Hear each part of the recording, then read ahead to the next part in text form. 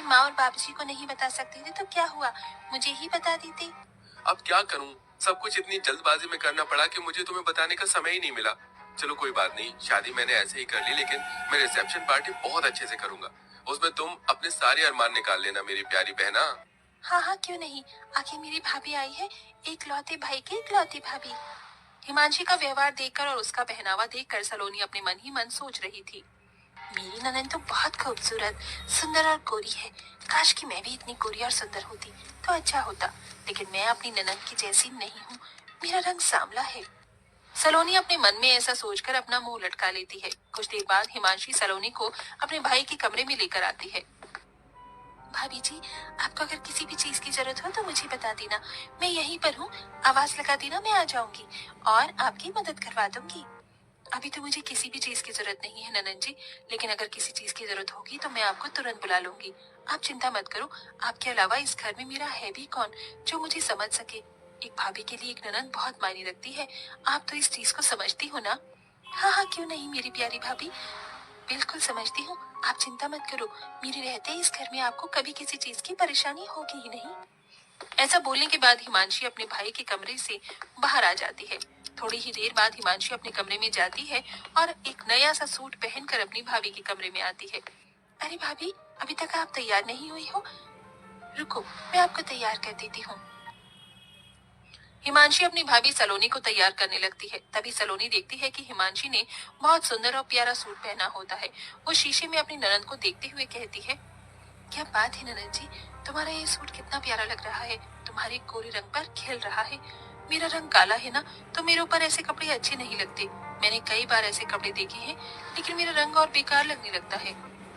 अरे भाभी कैसी बात कर रही हो आप, ये तो बहुत प्यारा कलर है और ये कलर भी मीडियम है, इसे गाजरी कलर बोलते हैं। आपको पता है ये कलर हर एक औरत के ऊपर जचता है, फिर चाहे वो काली हो या गोरी हो। आपको यकीन नहीं है तो रुको, मैं आपको ये सूट देती हूँ, फिर आप इसे पहनकर देखना, आपके ऊपर बहुत अच्छा लगेगा। हिमांशी अपने कमरे में जाती है और दूसरा सूट पहनकर जो उसने पहना होता है उसे उतार के अपनी भाभी के पास ले आती है। भाभी ये लो सूट।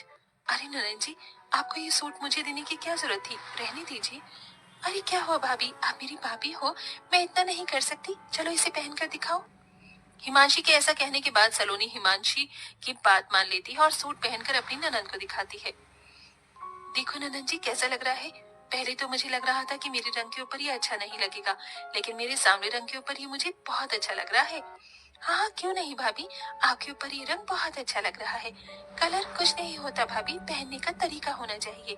आपके ऊपर ये सच में बहुत अच्छा लग रहा है, आज से आप इसे अपने पास ही रख लो। हिमांशी ऐसा कहकर अपनी भाभी को तैयार करने के बाद मुंह दिखाई के लिए लेकर आती है, जहाँ सब बहुत अच्छे से उसकी मुंह दिखाई की रस्म करते हैं और सभी उसे शगुन देते हैं। साथ में हिमांशी भी एक प्यारा सा तोहफा अपनी भाभी को देती है। भाभी, मैं आपके लिए ये इतना प्यारा सा तोहफा लेकर आई हूँ, इसे हमेशा अपने पास ही रखना। आप तो बहुत अच्छी हो ननन जी, आपका बहुत बहुत शुक्रिया। इस तरह हिमांशी अपनी नई भाभी के आने पर बहुत खुश होती है, लेकिन सलोनी बहुत ही चालाक होती है। उसे जो भी चीज हिमांशी की अच्छी लगती है वो उससे लेने के चक्कर में उसके सामने ऐसा दिखावा करती है जैसे उसके रंग की वजह से उसके ऊपर कुछ भी अच्छा लगता ही नहीं। एक दिन सलोनी अपनी ननंद के कमरे में आती है तो वो ननंद के ड्रेसिंग टेबल पर बहुत महंगा महंगा मेकअप का सामान देखती है। कितना महंगा महंगा मेकअप का सामान है, मुझे तो बड़ी हैरानी हो रही है, ऐसा सामान तो मैंने कभी देखा ही नहीं जिंदगी में। अरे भाभी आप यहाँ, कुछ काम था क्या आपको? नहीं कुछ काम नहीं था, मैं तो बस ऐसे ही आई थी। वैसे ननन जी आपके कमरे में ड्रेसिंग टेबल पर ये इतना महंगा महंगा मेकअप का सामान, वैसे तो मैं भी सोचा करती थी कि मैं मेकअप करूंगी, लेकिन मेरा रंग सांवला है इसलिए मेरे रंग पर पता नहीं मेकअप खिलेगा या नहीं। अरे भाभी आप भी ना कैसी बातें करती हो और सोचती हो, ऐसा कुछ नहीं होता, मेकअप हर चेहरे पर अच्छा लगता है, देखो मैं आपको करके दिखाती हूँ। हिमांशी अपनी भाभी सलोनी के चेहरे पर थोड़ा सा मेकअप करती है तो सलोनी को अच्छा लगता है। तभी सलोनी कहने लगती है, ननन जी बहुत बढ़िया मेकअप है आपके पास, काश कि मेरे पास भी होता। होने की क्या बात है भाभी जी, ये है ना, आप इसे रख लो, मैं अपने लिए और मंगा लूंगी, आपके पास रहे या मेरे पास रहे, कौन सी बड़ी बात है। सलोनी ये सुनते ही खुश हो जाती है। मेरी ननन बहुत अच्छी है, आप सच में बहुत अच्छी हो ननन जी, भगवान ऐसी ननन हर किसी भाभी को दे। ऐसा कहने के बाद सलोनी अपने कमरे में सारा मेकअप का सामान उठाकर ले आती है और उसे अपनी ड्रेसिंग टेबल पर लगाने लगती है। ननद के सारे सामान पर मेरा ही अधिकार है, मैं उनके पास कुछ नहीं छोड़ूंगी, सब ले लूंगी। जादुई तोता। एक छोटे से गांव में एक गरीब परिवार रहता था। उस परिवार में रामू और उसकी बीवी सीता उसके बेटे चिंटू के साथ रहते थे। उसी गांव में एक तोता भी रहता था। उसका नाम था रघु। वो किस्मत का धनी था। जहां भी जाता वहां किसी भी चीज की कमी नहीं पड़ती थी। एक दिन रघु उड़ते उड़ते उस गरीब परिवार के घर गया। रघु सोचता है, अरे वाह, लगता है यहाँ आज बहुत अच्छा खाना मिलेगा। मैं पेट भर के खाऊंगा। वो एक कटोरी में रखे अमरूद देखता है। अरे वाह, अमरूद, मुझे तो ये बहुत पसंद है। मैं तो इसे पेट भर के खाऊंगा। रघु तोता अमरूद खाने ही लगता है। तभी सीता रघु को अमरूद खाते देखती है तो गुस्सा हो जाती है और उसे वहां से भगा देती है। भाग यहाँ से, न जाने कहां से आ जाते हैं। मैं तो परेशान हो गई हूं इनसे। सीता के भगाने के बाद रघु चुपचाप से एक कोने में रहता है। धीरे धीरे उस परिवार की बरकत होने लगती है। एक दिन रामू और सीता खाना खाते वक्त बातें करते हैं। आजकल हमारी बहुत तरक्की हो रही है, काम भी अच्छा चल रहा है। रामू कहता है। इस पर सीता कहती है, सच कहा, भगवान हमेशा ऐसे ही हम पर मेहरबान रहे। बेटा चिंटू भी कहता है, पिताजी, मुझे खिलौना लेके दो ना, मेरे सभी दोस्तों के पास है। रामू कहता है, ठीक है, जरूर लाऊंगा। सीता कहती है, कितने खुश है सब, मेरे परिवार को किसी की नजर ना लगे। एक तरफ ऐसी बातें होती हैं तो दूसरी तरफ रसोई में रघु तोता भी अमरूद खाते रहता है। मजा आया, अमरूद खाया, मजा आया, अमरूद खाया, मजा आया। तभी सीता रसोई में आती है और रघु तोते को अमरूद खाते देख बहुत गुस्सा होती है। सीता रघु को बाहर निकालने के लिए पिंजरे में अमरूद रखती है। रघु जब अमरूद खाने लगता है तो पिंजरे का दरवाजा बंद हो जाता है और वो उसमें फंस जाता है। मुझे बाहर निकालो, मैं यहाँ फंस गया हूँ, मुझे बचाओ। अगले दिन सीता पिंजरा उठाकर बाहर दूर उस रघु को छोड़ देती है। रघु के जाते ही उनके घर आई बरकत धीरे धीरे कम हो जाती है। उन्हें बहुत घाटा होता है। सीता कहती है, ये क्या हो रहा है, अचानक इतना कैसे बदल गया? अभी तक तो सब कुछ अच्छा चल रहा था। रामू कहता है, लगता है भगवान हम पर रूठ गए हैं। चिंटू भी कहता है, लगता है अब मुझे खिलौने भी नहीं मिलेंगे। और वो रोने लगता है और बाहर चला जाता है। कुछ दिन बाद रघु तोता फिर से उस घर में आता है। वापस आया, मैं वापस आया, अब मैं जमकर अमरूद खाऊंगा। रघु सीधा रसोई घर में चला जाता है और अमरूद खाने लगता है। कुछ देर बाद सीता रसोई में आती है और रघु को देख कहती है, एक तो घर में पहले से इतनी दिक्कत चल रही है और ऊपर से ये तोता मुझे और परेशान कर रहा है।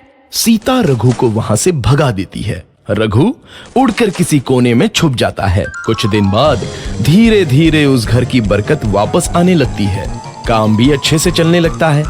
एक रात जब रघु तोता अमरूद खाने जाता है तो पिंजरे में फंस जाता है। ये लोग आखिर चाहते क्या हैं? एक तोते को शांति से अमरूद खाने क्यों नहीं देते? मैं कौन सा चोरी कर रहा हूँ? बस अमरूद ही तो खा रहा हूँ। तभी रामू वहां आता है और पिंजरे में रघु तोते को देख उसे बाहर छोड़ देता है। ये तोता भी कितना जिद्दी है, बार बार वापस आ जाता है। जैसे ही रामू रघु को छोड़ देता है, अगले दिन से फिर से उनके घर की बरकत जाने लगती है। काम में घाटा होता है। किसी को समझ नहीं आ रहा था कि ऐसा क्यों हो रहा है। रघु तोता घर आता है तो अचानक बरकत आती है और जब रघु तोता को बाहर निकालते हैं तो बरकत चली जाती है। एक दिन सीता रघु तोते के घर आने और बाहर जाने की स्थिति पर नजर रखती है। ये तोता जब भी घर आता है तो घर में बरकत आती है और जैसे ही ये घर से बाहर जाता है तो उसी के साथ बरकत भी चली जाती है। कहीं ये जादुई तोता तो नहीं है? अगली बार जब ये तोता घर आएगा तो मैं इसे कहीं नहीं जाने दूंगी। सीता रघु का बहुत इंतजार करती है लेकिन रघु तोता दोबारा उस घर में कभी नहीं आता। जादुई तोता। एक छोटे से गांव में एक गरीब परिवार रहता था। उस परिवार में रामू और उसकी बीवी सीता उसके बेटे चिंटू के साथ रहते थे। उसी गांव में एक तोता भी रहता था। उसका नाम था रघु। वो किस्मत का धनी था। जहां भी जाता वहां किसी भी चीज की कमी नहीं पड़ती थी। एक दिन रघु उड़ते उड़ते उस गरीब परिवार के घर गया। रघु सोचता है, अरे वाह, लगता है यहाँ आज बहुत अच्छा खाना मिलेगा। मैं पेट भर के खाऊंगा। वो एक कटोरी में रखे अमरूद देखता है। अरे वाह, अमरूद, मुझे तो ये बहुत पसंद है। मैं तो इसे पेट भर के खाऊंगा। रघु तोता अमरूद खाने ही लगता है। तभी सीता रघु को अमरूद खाते देखती है तो गुस्सा हो जाती है और उसे वहां से भगा देती है। भाग यहाँ से, न जाने कहां से आ जाते हैं। मैं तो परेशान हो गई हूं इनसे। सीता के भगाने के बाद रघु चुपचाप से एक कोने में रहता है। धीरे धीरे उस परिवार की बरकत होने लगती है। एक दिन रामू और सीता खाना खाते वक्त बातें करते हैं। आजकल हमारी बहुत तरक्की हो रही है, काम भी अच्छा चल रहा है। रामू कहता है। इस पर सीता कहती है, सच कहा, भगवान हमेशा ऐसे ही हम पर मेहरबान रहे। बेटा चिंटू भी कहता है, पिताजी, मुझे खिलौना लेके दो ना, मेरे सभी दोस्तों के पास है। रामू कहता है, ठीक है, जरूर लाऊंगा। सीता कहती है, कितने खुश है सब, मेरे परिवार को किसी की नजर ना लगे। एक तरफ ऐसी बातें होती हैं तो दूसरी तरफ रसोई में रघु तोता भी अमरूद खाते रहता है। मजा आया, अमरूद खाया, मजा आया, अमरूद खाया, मजा आया। तभी सीता रसोई में आती है और रघु तोते को अमरूद खाते देख बहुत गुस्सा होती है। सीता रघु को बाहर निकालने के लिए पिंजरे में अमरूद रखती है। रघु जब अमरूद खाने लगता है तो पिंजरे का दरवाजा बंद हो जाता है और वो उसमें फंस जाता है।